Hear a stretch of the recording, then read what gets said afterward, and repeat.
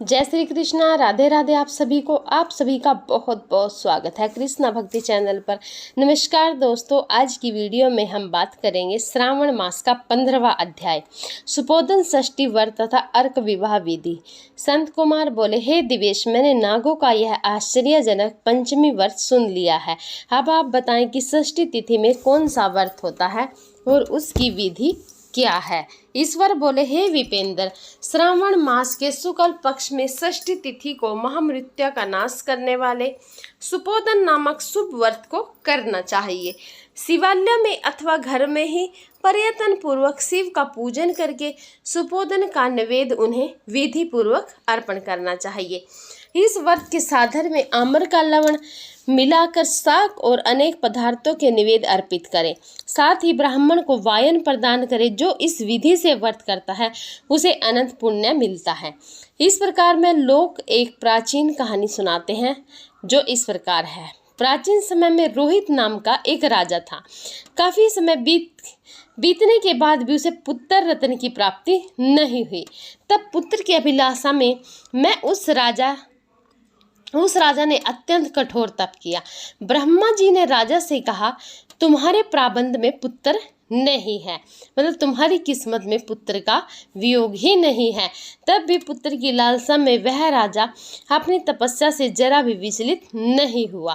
इसके बाद राजा तपस्या करते करते संकटग्रस्त हो गए। तब ब्रह्मा जी पुनः प्रकट हुए और कहने लगे, मैंने आपको पुत्र का वर तो दे दिया है, लेकिन आपका यह पुत्र अल्पायु होगा। तब राजा तथा उसकी पत्नी ने विचार किया कि इससे रानी का बांझपन तो दूर हो जाएगा, संतानहीनता की निंदा नहीं होगी। कुछ समय बीत जाने के बाद ब्रह्मा जी के वरदान से उन्हें पुत्र प्राप्ति हुई। राजा ने विधि पूर्वक उसके जात कर्म आदि सभी संस्कार किए। दक्षिणा नाम वाली उस रानी व राजा ने अपने पुत्र का शिवदत्त रखा नाम। उचित समय आने पर भयभीत चित्त वाले राजा ने पुत्र का यज्ञोपवीत संस्कार किया, किंतु राजा ने उसकी मृत्यु के भय से उसका विवाह नहीं किया। तदंतर 16वें साल में उनका पुत्र शिवदत्त मृत्यु को प्राप्त हो गया।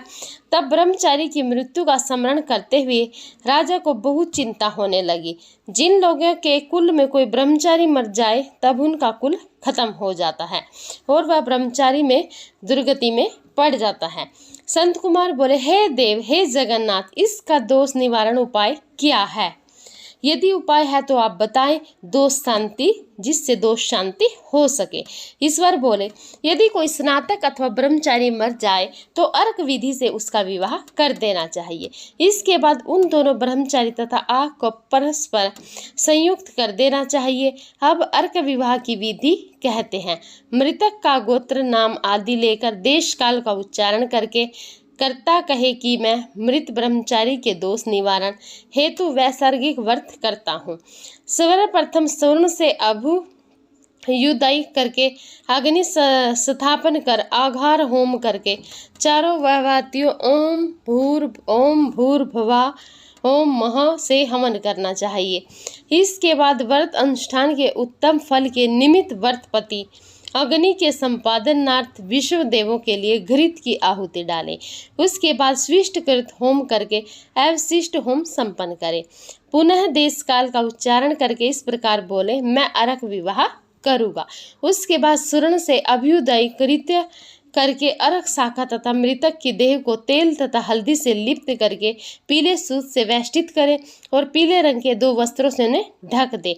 इसके बाद अग्नि स्थापन करें और विवाह विधि में प्रयुक्त योजन नामक अग्नि में आघार होम करें व अग्नि के लिए आज्य होम करें।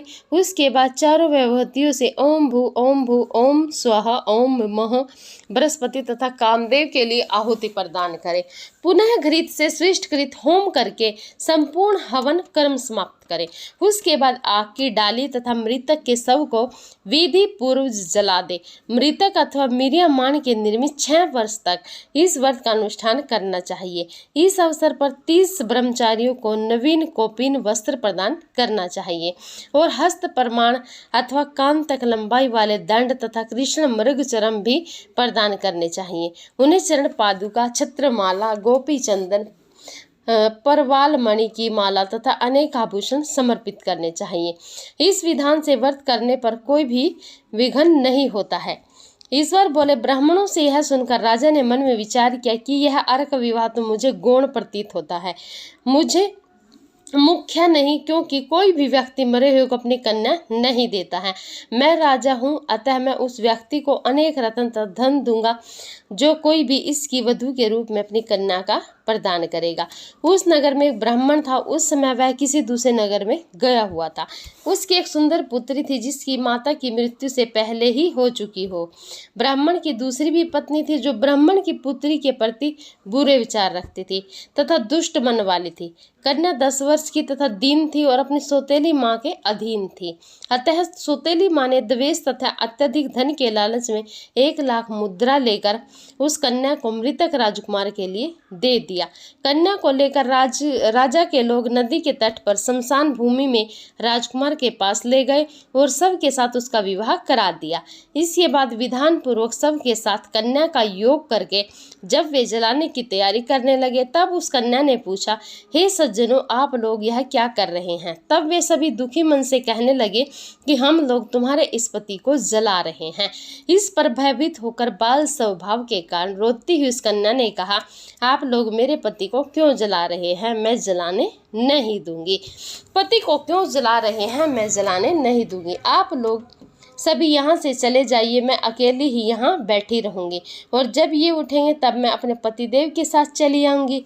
उसका हट देखकर दया के कारण दीन चिंत वाले कुछ भाग्यवादी वृद्धजन कहने लगे, आहो, होनहार भी क्या होता है, इसे कोई भी नहीं जान सकता।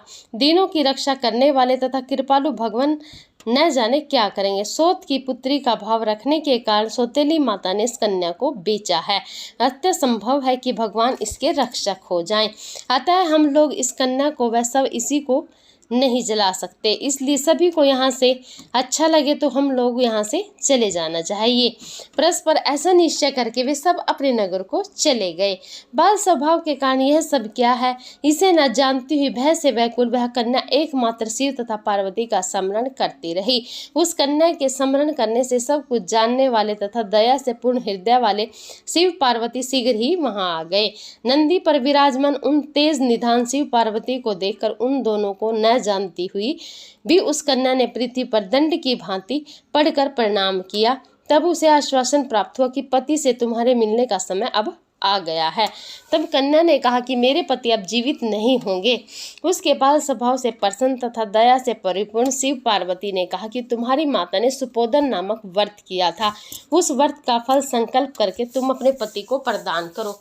तुम कहो मेरी माता के द्वारा जो सुपोधन नामक व्रत किया गया है उसके प्रभाव से मेरे पति जीवित हो जाएं। तब कन्या ने वैसा ही किया और उसके परिणाम स्वरूप शिवदत्त जीवित उठ खड़ा हो गया। उस कन्या को व्रत का उपदेश देकर शिव तथा पार्वती अंतर्ध्यान हो गए। तब शिवदत्त ने उस कन्या से पूछा कि तुम कौन हो और मैं यहाँ कैसे आ गया हूँ। तब उस कन्या ने उसे वृत्तांत सुनाया और रात हो गई।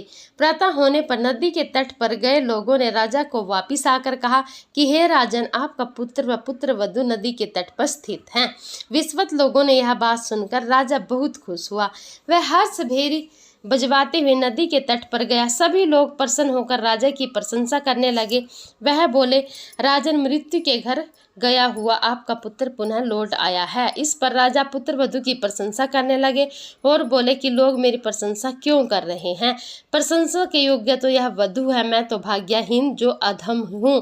धन और सौभाग्यशाली तो यह पुत्र वधू है, क्योंकि इसी के पुण्य प्रभाव से मेरा पुत्र जीवित हुआ है। इस प्रकार अपने पुत्र वधू की प्रशंसा करके राजा ने दान तथा सम्मान के साथ श्रेष्ठ ब्राह्मणों का पूजन किया और ग्राम से बाहर ले जाए गए मृत व्यक्ति के पुनः ग्राम में प्रवेश कराने से संबंधित शांति की विधि को ब्राह्मणों के निर्देशानुसार विधि पूर्वक संपन्न किया।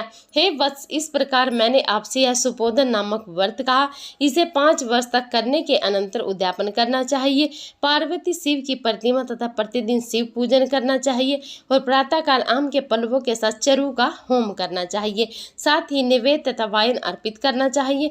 मनुष्य यदि व्रत की बताई गई इस विधि के अनुसार आचरण करे तो वह दीर्घजीवी पुत्र प्राप्त करके मृत्यु के बाद शिवलोक को जाता है। महात्म्य में सुपोधन षष्ठी व्रत कथन नामक 15वां अध्याय पूर्ण हुआ। तब के लिए जय श्री कृष्णा, राधे राधे। आप सभी को वीडियो अच्छी लगी हो प्लीज़ एक लाइक ज़रूर कर दीजिएगा और कमेंट में भगवान शिव के नाम का जयकारा और माता पार्वती के नाम का जयकारा ज़रूर लगाइएगा।